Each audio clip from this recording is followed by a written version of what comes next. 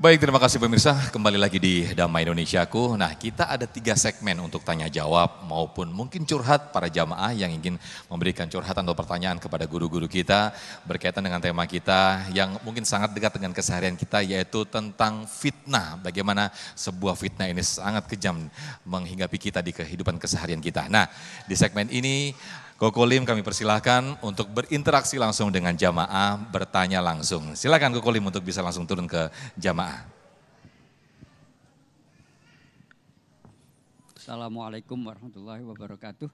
Waalaikumsalam warahmatullahi wabarakatuh. Bapaknya bertanya dulu ya. Ya, silakan Koko. Silakan Ayah.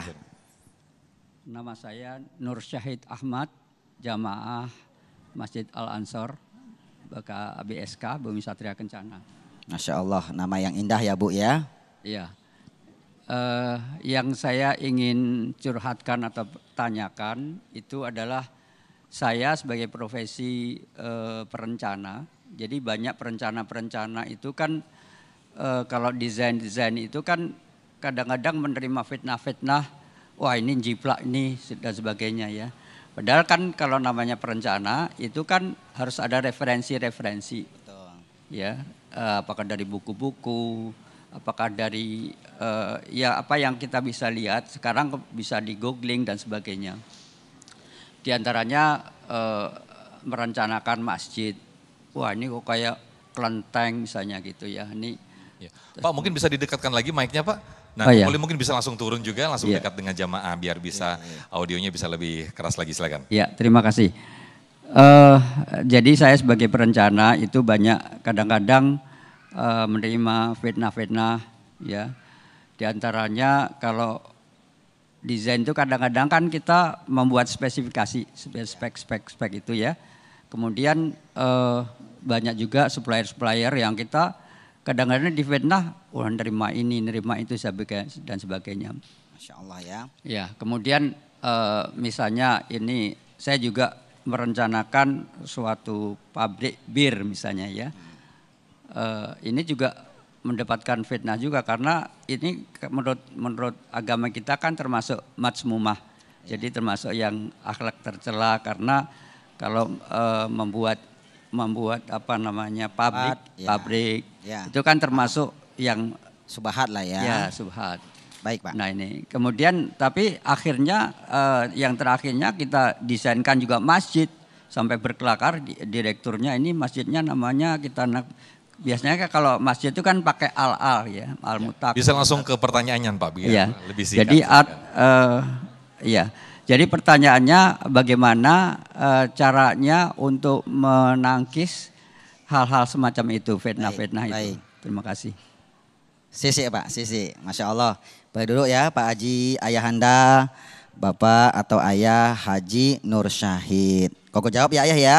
Masya Allah, mudah-mudahan Ayah kuat dengan cobaan-cobaan yang Ayah hadapi sebagai profesi Ayah sebagai perencana. Perencana itu Masya Allah ya, pekerjaan yang sangat mulia Ayah Bunda. Nah begini, Ayah Bunda. Nah, yang harus kita ketahui dan betul-betul kita pahami bahwa sekarang ini kita sedang berada dalam sekolah kehidupan. Ya Bunda ya. Sekolah kehidupan itu berbeda sama sekolah formal.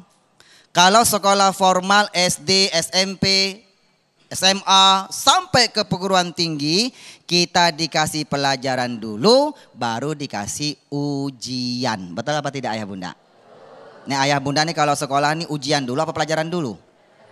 Coba belum belajar dikasih ujian Pak, bisa botak kepala kita Ayah Bunda. Ya, pusing. Itu sekolah formal.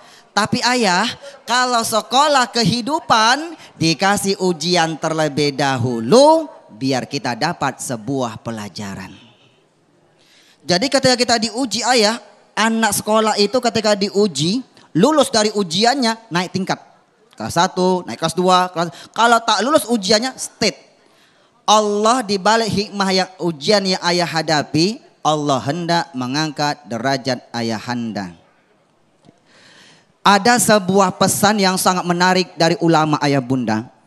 Jangan kau letakkan kebahagiaan dirimu pada ucapan, jangan kau letakkan kebahagiaan dirimu pada ucapan orang lain.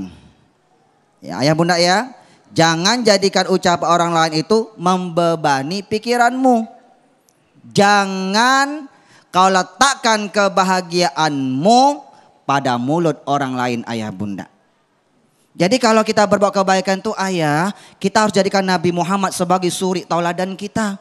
Baginda Nabi Muhammad Rasulullah SAW ketika berbuat kebaikan bukan hanya difitnah, dilempar kotoran onta, diasingkan dari kampung halaman kelahiran beliau, dilempar pakai batu, berdarah fisik beliau. Tapi hebatnya baginda Nabi Muhammad, walaupun fisiknya berdarah, hati beliau tidak pernah berdarah. Kenapa orang sekarang ketika menebar kebaikan fisik belum berdarah, tapi hatinya sudah berdarah? Cemen layau.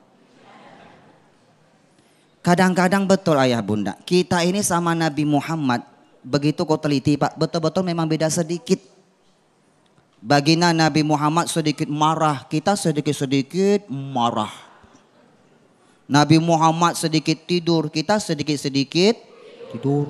Nah ngaku ya bu ya.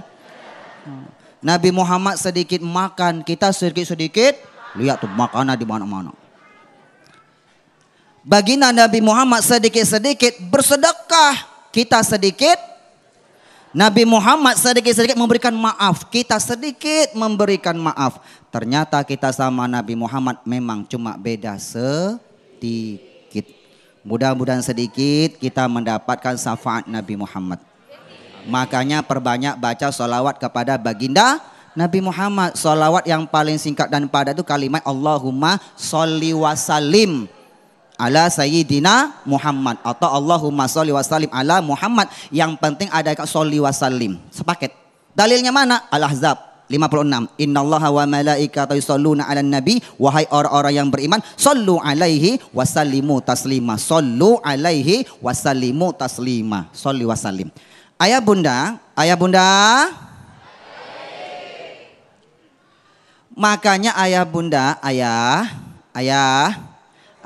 koko mau tanya dulu nih, ayah, nih ayah semua nih.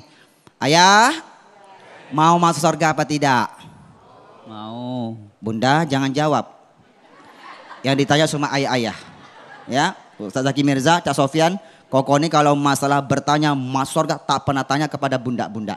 Kenapa? Bunda-bunda yang hadir karena sudah kelihatan wajah-wajah calon-calon penghuni surga. Dari tadi koko nyampe di sini, koko Lim tak salah tengok.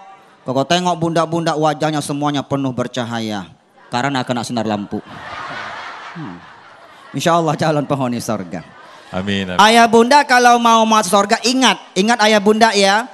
Dalam surat Ali Imran ayat 133 Allah sudah jelaskan sorga itu uiddat lil muttaqin. Bahwa sorga itu Allah ciptakan, Allah siapkan untuk hamba-hambanya yang bertakwa. Siapa orang yang bertakwa itu? Ciri-cirinya satu, yunfikuna fis sarra wad dharra, dia tetap sedekah membantu agama Allah, mau kondisi lapang, sempit, susah, senang tetap sedekah. Lalu yang kedua, wal qaziminal ghaiz. Ya Pak ya, dia bisa menahan amarahnya ayah bunda. Jadi ketika dia difitnah, dicaci maki, tahan. Ya ayah bunda ya. Kata Ustaz Zaki Mirza dibaca doa Nabi Yunus, la ilaha illa anta subhanaka inni kuntu minaz zalimin. Bisa baca juga hasbunallah wa ni'mal wakil, ni'mal maula wa ni'man nasir. Kalau habis sholat, bawa dalam sholat ketika di ujung tahiyat ada amalan boleh dibaca.